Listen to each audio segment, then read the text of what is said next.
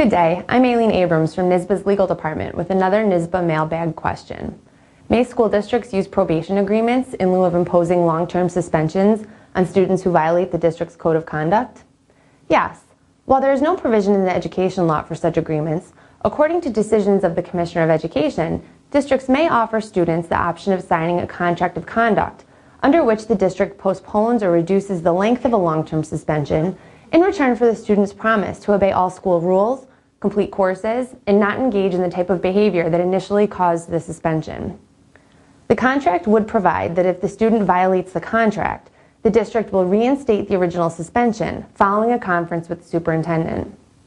In addition, the education law provides that the board may condition a student's early return from suspension on the student's voluntary participation in counseling or specialized classes, including anger management or dispute resolution.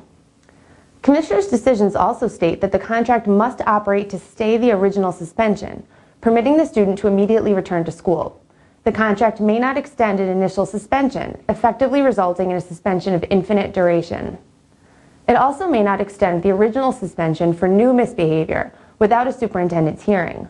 The contract also may not require parents to waive their child's right to due process as a condition of attending school. The Commissioner has emphasized that before entering into such an agreement, the student must receive due process through a disciplinary hearing pursuant to Education Law Section 3214. If the student is found guilty and a long-term suspension is recommended, it is then that the contract of conduct may be considered.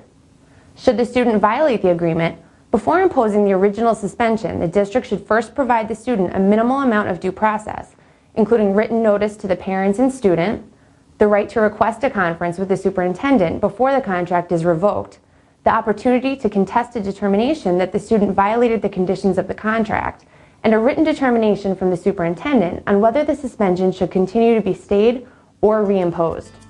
Have a fantastic day, and remember to get your questions answered through the NYSSBA Mailbag by writing to mailbag@nyssba.org.